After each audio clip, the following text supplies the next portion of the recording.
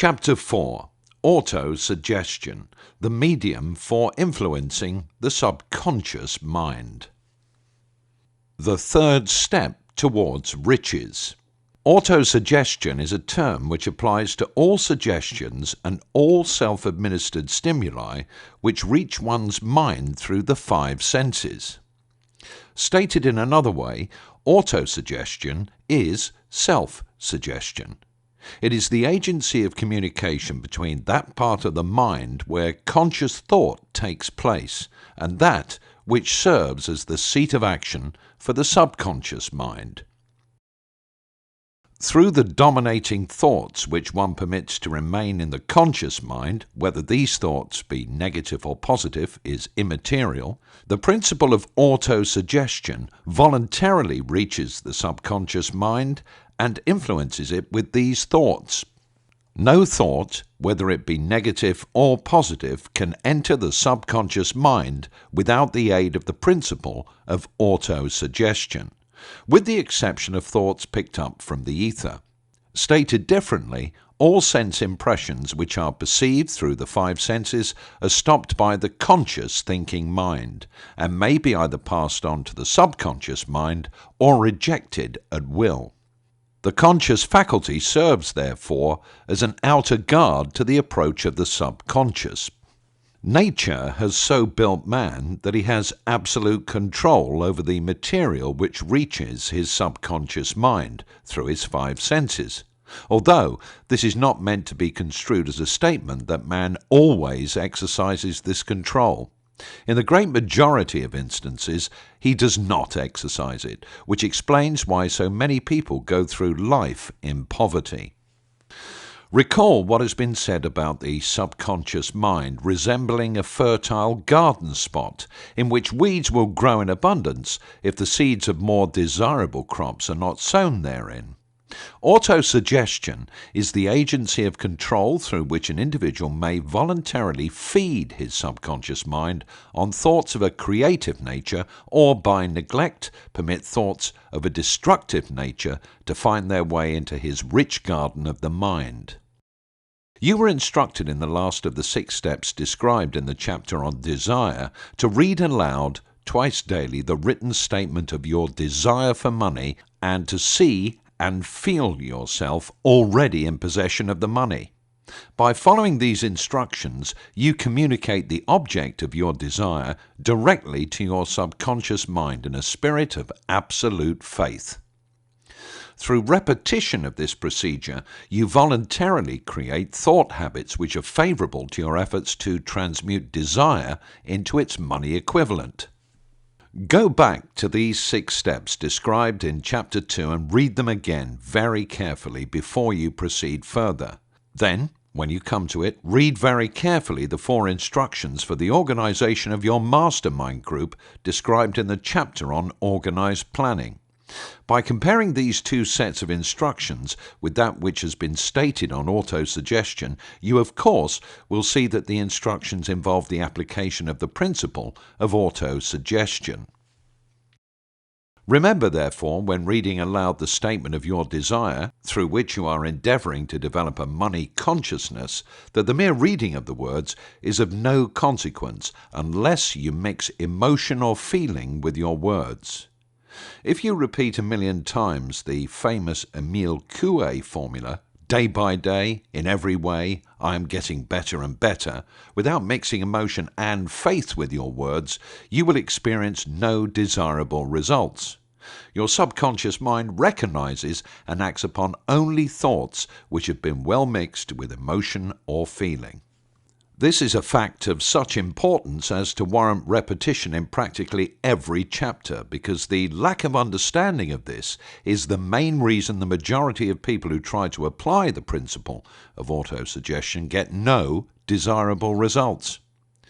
Plain, unemotional words do not influence the subconscious mind.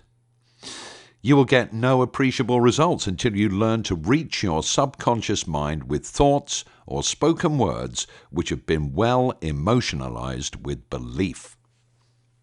Do not become discouraged if you cannot control and direct your emotions the first time you try to do so. Remember, there is no such possibility as something for nothing. Ability to reach and influence your subconscious mind has its price, and you must pay that price. You cannot cheat even if you desire to do so. The price of ability to influence your subconscious mind is everlasting persistence in applying the principles described here. You cannot develop the desired ability for a lower price. You, and you alone, must decide whether or not the reward for which you are striving, the money consciousness, is worth the price you must pay for it in effort. Wisdom and cleverness alone will not attract and retain money except in a few very rare instances, where the law of averages favors the attraction of money through these sources. The method of attracting money described here does not depend on the law of averages. Moreover, the method plays no favorites. It will work for one person as effectively as it will for another. Where failure is experienced, it is the individual, not the method, which has failed. If you try and fail, make another effort, and still another, until you succeed. Your ability to use the principle of autosuggestion will depend very largely upon your capacity to concentrate upon a given desire until that desire becomes a burning obsession. When you begin to carry out the instructions in connection with the 6 steps described in the 2nd chapter, it will be necessary for you to make use of the principle of concentration. Let us here offer suggestions for the effective use of concentration. When you begin to carry out the first of the 6 steps, which instructs you to fix in your own mind the exact amount of money you desire, hold your thoughts on that amount of money by concentration or fixation of attention with your eyes closed until you can actually see the physical appearance of the money. Do this at least once a day. As you go through these exercises, follow the instructions given in the chapter on faith and see yourself actually in possession of the money. Here is a most significant fact. The subconscious mind takes any orders given it in a spirit of absolute faith and acts upon those orders, although the orders often have to be presented over and over again through repetition before they are interpreted by the subconscious mind. Following the preceding statement, consider the possibility of playing a perfectly legitimate trick on your subconscious mind by making it believe, because you believe it, that you must have the amount of money you are visualizing, that this money is already awaiting your claim, that the subconscious mind must hand over to you practical plans for acquiring the money which is yours. Hand over the thought suggested in the preceding paragraph to your imagination and see what your imagination can or will do to create practical plans for the accumulation of money through transmutation of your desire. Do not wait for a definite plan through which you intend to exchange services or merchandise in return for the money you are visualizing, but begin at once to see yourself in possession of the money, demanding and expecting, meanwhile, that your subconscious mind will hand over the plan or plans you need. Be on the alert for these plans, and when they appear, put them into action immediately. When the plans appear, they will probably flash into your mind through the 6th sense in the form of an inspiration. This inspiration may be considered a direct telegram or message from infinite intelligence. Treat it with respect and act upon it as soon as you receive it. Failure to do this will be fatal to your success. In the 4th of the 6 steps, you were instructed to create a definite plan for carrying out your desire and begin at once to put this plan into action. You should follow this instruction in the manner described in the preceding paragraph. Do not trust your reason when creating your plan for accumulating money through the transmutation of desire. Your reason is faulty. Moreover, your reasoning faculty may be lazy, and if you depend entirely upon it to serve you, it may disappoint you. When visualizing the money you intend to accumulate, with closed eyes, see yourself rendering the service or delivering the merchandise you intend to give in return for this money. This is important. Summary of instructions. The fact that you are reading this book is an indication that you earnestly seek knowledge. It is also an indication that you are a student of this subject.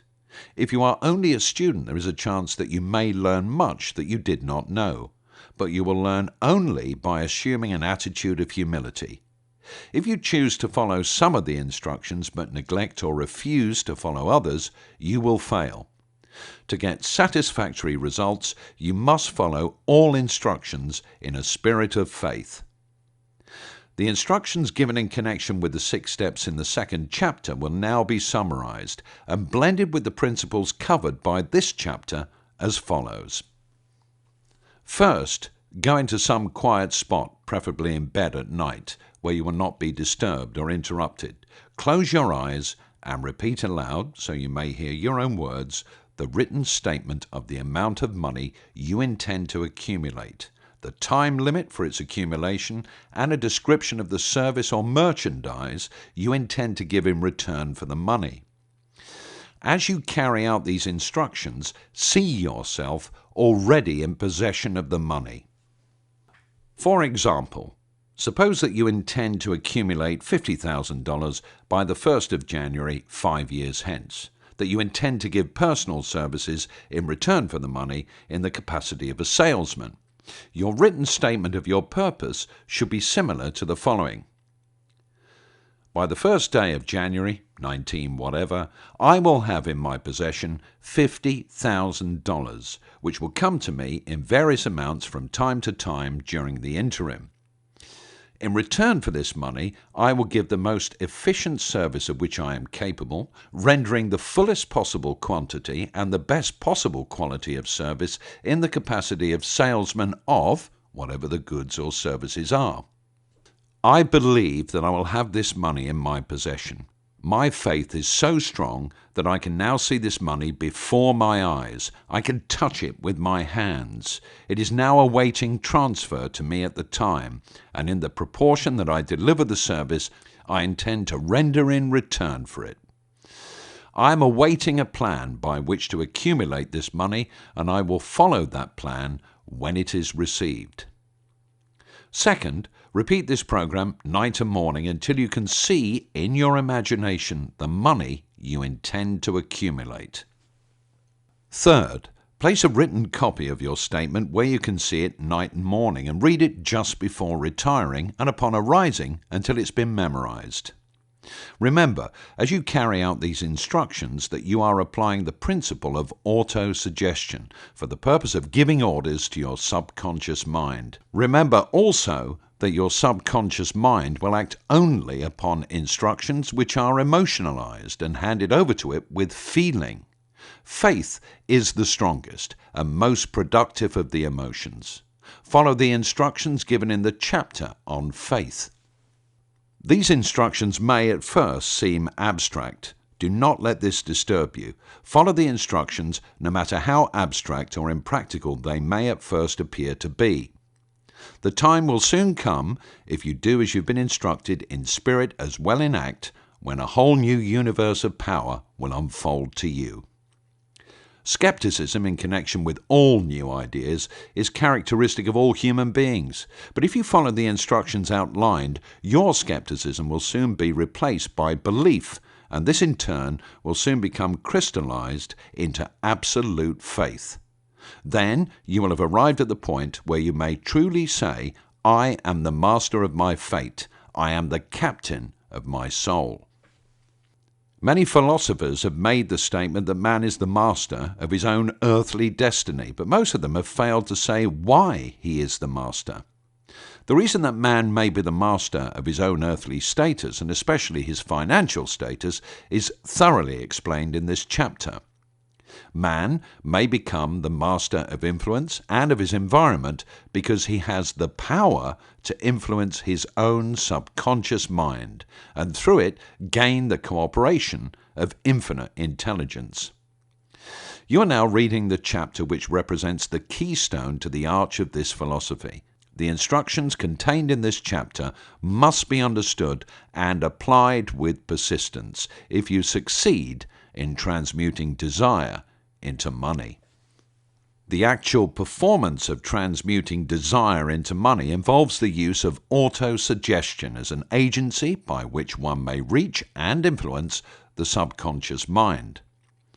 The other principles are simply tools with which to apply auto-suggestion. Keep this thought in mind, and you will at all times be conscious of the important part the principle of auto-suggestion is to play in your efforts to accumulate money through the methods described in this book.